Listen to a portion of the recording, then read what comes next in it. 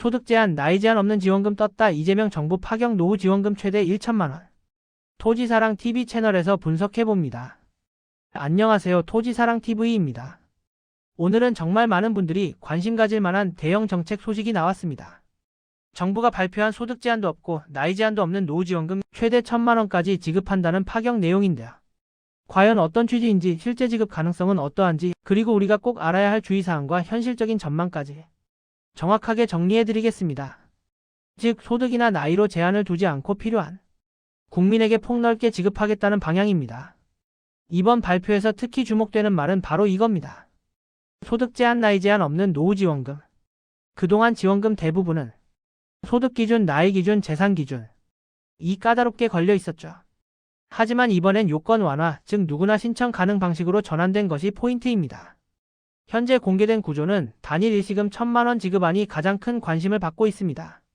정확히는 노후 생활 안정 목적, 긴급 생활자금 성격, 장기적 복지 보완 정책, 이 세 가지가 결합된 형태로 알려졌습니다. 하지만 중요한 건 확정 발표가 아니라 정부가 추진 중인 정책 방향성이 공개된 단계라는 점입니다. 즉, 구체적인 지급 시기, 신청 방식, 대상 범위는 추후 발표 예정입니다. 그럼에도 국민들의 기대가 큰 이유는 기준 없는 보편 지급 가능성 때문입니다.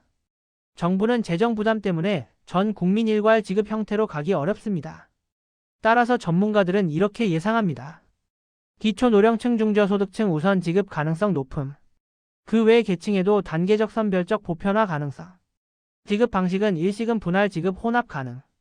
즉, 제목처럼 제한 없음이라는 문구는 지원 확대 의지를 보여주는 정치적 메시지로 보고, 실제 설계는 재정정책 현실을 반영해 조정될 가능성이 큽니다. 정책이 실제로 시행될 때 반드시 확인해야 할 핵심은 다음 4가지입니다. 신청 방식. 온라인, 오프라인 모두 가능하게 할 전망입니다. 정부 24 또는 지자체 방문 신청이 될 가능성이 큽니다. 지급 우선순위 여부. 현재 논의 중인 단계에서는 고령층, 취약계층, 긴급생활자금 필요자 우선 지원 방식이 검토되고 있습니다. 세금 건보료 영향 여부. 지원금이 비과세로 처리될지 혹은 건보료 산정에 포함될지가 매우 중요합니다. 과거 사례로 보면 일부 지원금은 건강보험료에 영향을 주었습니다. 다른 복지 혜택과의 중복 여부. 기초연금, 긴급복지, 노령복지 등과 중복 수령 가능한지 반드시 체크해야 합니다. 오늘 영상에서는 소득 나이 제한 없는 노후 지원금 1천만원의 핵심 내용을 가장 빠르고 정확하게 정리해드렸습니다. 앞으로도 정부 발표가 나오는 즉시 토지사랑TV에서 가장 이해하기 쉬운 형태로 재정리해드리겠습니다. 토지사랑TV